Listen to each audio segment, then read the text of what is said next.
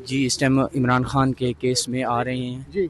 अभी तोशाखाना 2 जो है वो इनिशियल स्टेजेस पर अपील नंबर जो है वो भी वो नहीं उस पे लग रहे, वो लगेंगे अपील नंबर तो फिर आगे कार्रवाई। थोड़ा आगे आ जाए, आज के हवाले से जरा बताइएगा, थोड़ा बैकग्राउंड भी बता दें सर। इधर ही छांव में आज के लिए इतना ही काफी है, आज के लिए इतना ही काफी है। बैकग्राउंड भी बता दें। अभी मामला जो है वो चल रहा है। अभी आज कोई बहरहाल नेक्स्ट वीक बड़ा इंपॉर्टेंट है खान साहब के लिए। नेक्स्ट वीक अलकादिर भी है, नेक्स्ट वीक तोशाखाना भी है। ये दोनों अहम अपीलें हैं। बड़ी मुश्किल से अलकादिर लगा है। अलकादिर इंशाल्लाह हम बहुत उम्मीद करते हैं कि अलकादिर में खान साहब की ज़मानत हो जाएगी, उनकी एहलिया की भी हो जाएगी।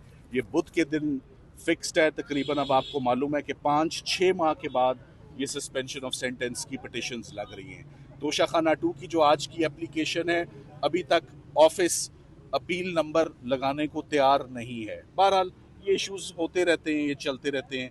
हम अपील नंबर अपना लगवाने के बाद ही अब उसमें कोई आइंदा समात होगी। ये नेक्स्ट वीक एक्सपेक्टेड है कि नेक्स्ट वीक इमरान खान साहब की अपील को बाकायदा ऑफिस नंबर लगा दे, उनकी सस्पेंशंस को नंबर लगा दे। एक दफ़ा नंबर लग जाएं और सस्पेंशंस हेयरिंग के लिए मैच्योर हो जाएं तो पॉसिबिलिटी बड़ी ब्राइट है खान साहब की, जैसे तमाम पहले मुकदमात में जैसे उनको रिलीफ मिलता रहा इंशाल्लाह। सर ये बताइएगा, ये जब दरखास्तें अब पहले लग नहीं रही थी, अब लगना शुरू हुई हैं, तो बहुत जो है ना एतराज़ात लगाते हैं अदालतें, चाहे सुप्रीम कोर्ट हो या हाई कोर्ट। देखिए एतराज़ात बड़े रेगुलरली चलते आ रहे हैं। 2.5-3 सालों से इमरान खान साहब के मुकदमात में एतराज़ात के अलावा और हो क्या रहा है। सो ऑफिस अभी भी पूरी कोशिश करता है कि इमरान खान साहब के केसेस के ऊपर ऐसे ऐसे एतराज़ात लगाए जो कभी ज़िंदगी में हमने नहीं देखे। तो आज हमने उसका गिला शिकवा भी करने की नाकाम कोशिश की कि हम जज साहब को बताएं कि फिक्सिंग ब्रांच, इंस्टीट्यूशन ब्रांच जो है वो किस तरह खान साहब के केसेस को नंबर नहीं अलॉट करता। केस नंबर अलॉट होना कौन सी बड़ी बात है। तो यहाँ केस नंबर नहीं अलॉट हो रहे, अभी केस नंबर अलॉट होंगे तो हम आगे बढ़ पाएंगे ना। तो आज का जो सारा मुद्दा था वो केस नंबर अलॉट होना तोशाखाना 2 और जमानत की एप्लीकेशन पे, ताकि केस नंबर अलॉट होगा तो नोटिस होगा ना। सो अभी तक हम उन इश्यूज से ही बाहर नहीं आ रहे कि ये ऑफिस की गलती थी या वकला की गलती थी। तो हमने इस बात का एतराफ़ करने से इनकार किया हुआ है कि हमारी कोई गलती नहीं है। हमने अपील को 9वें दिन इस्लामाबाद हाई कोर्ट में चैलेंज कर दिया। अभी 21 दिन बकाया थे लिमिटेशन पीरियड के, फैसला होने के 9वें दिन। वकालतनामा लेना बहुत मुश्किल है, इम्पॉसिबल काम है। सब अडयाला जेल से वकालतनामा नहीं मिलता। तो वकालतनामा ना मिलने पर अगर ऑब्जेक्शन और खुद ही ऑफिस रिमूव भी कर देता है तो फिर ये objection in the first place लेना ही नहीं चाहिए था। बहरहाल जज साहब का जो हुक्म है हम उस हुक्म के मुताबिक हमेशा ही हमने, जैसे कहते हैं we have bowed before the courts, जो अदालतों का हुक्म होता है वो हमेशा सर आंखों पे। सो हम अपनी दरख्वास्त लेकर नेक्स्ट वीक आएंगे इंशाल्लाह। इनको अपील नंबर लगेंगे, अपील नंबर लगने के बाद हम आगे बढ़ेंगे। सर ये बताइएगा, वकालतनामे जो है वो आप लोगों ने रावलपिंडी से भी रजू किया हुआ है, इस्लामाबाद हाई कोर्ट से, फिर क्यों नहीं वकालतनामे नहीं मिल रहे सर अडयाला से। वो अब हम तो मांग सकते हैं ना, दरखास्तें कर सकते हैं, अप्रोच कर सकते हैं, मैसेज कर सकते हैं, सब हर बेइस्तेमाल हो गए, वकालतनामे नहीं मिल रहे। Thank you. सलमान सफदर साहब, एक बताइएगा, अभी आपने कहा कि अगले हफ्ते एक्सपेक्टेड है जमानत हो जाएगी, तो अगर जमानत हो जाती है तो मजीद कौन से केसेस है जिसमें खान साहब इस वक्त? इमरान खान सिर्फ अब 2 केसों में ही अंदर है।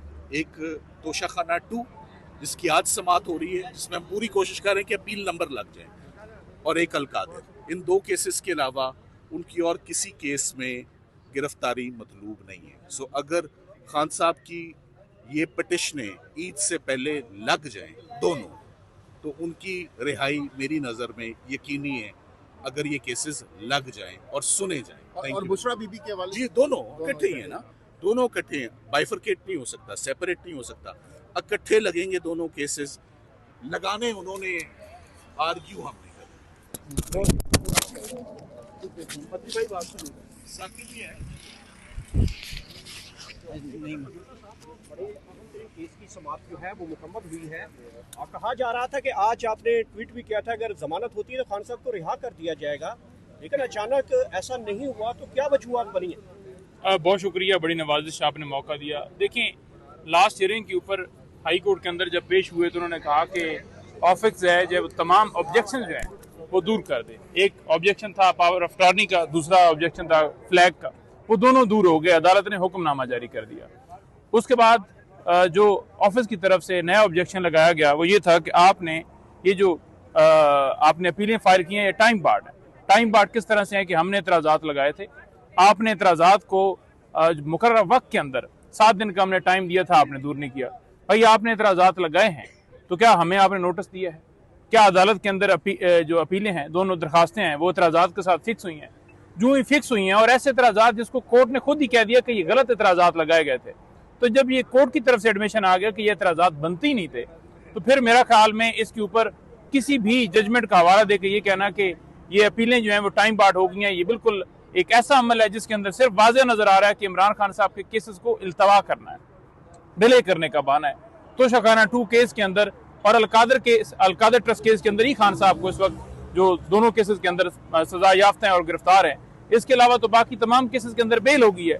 तो लिहाजा एक उम्मीद थी कि 11 तारीख को इन दोनों केसेस को सुन के और इसके अंदर जमानतें होंगी, लेकिन इन्होंने जो इतराज लगाया है इसके अंदर, अब इसके अंदर जाहिर बात है हम अपील फाइल दरखास्त देंगे, कंडोनेशन ऑफ डिले की दरखास्त देते हुए 1-2 दिन टाइम लग जाएगा फाइल होते, और फिर वो लगाएंगे और फिर उसके ऊपर आर्गूमेंट्स होंगे कि ये कंडोनेशन ऑफ डिले जो हुआ है, जिसकी दरखास्त आई है, इसके ऊपर आप दलाइल दें, हम दलाइल देंगे, वो दरखास्त एक्सेप्ट होगी, फिर अपील लगेगी और फिर उसके अंदर जो है उस दिन डेट दी जाएगी।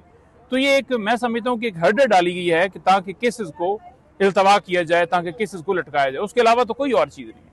सर ये बताइएगा, जब से ILF और बाकी जो सियासी क़यादत उन्होंने धरने देने शुरू किए हैं तो केस तो लगना शुरू हो गए, लेकिन इतराज़ात ज़्यादा लगाए जा रहे हैं, वकालतनामे आपको नहीं मिल रहे। क्या समझते हैं खान साहब, क्योंकि अभी ये कहा जा रहा है, बड़े जो सहाफ़ी है वो भी ये कह रहे हैं कि मुनीब फारूक ने भी ये कहा है कल के खान साहब की भी हो सकता है कोई जमानत हो जाए और खान साहब भी बाहर आ जाएं। देखिए, हम तो बार बार यही कहते हैं कि अगर अदालतें एक दिन के लिए भी बैठ जाए ना कि आज इंसाफ फराम करना है, तो इमरान खान साहब उस लम्हे रिहा हो जाएं, उनकी अलिया रिहा हो जाएं।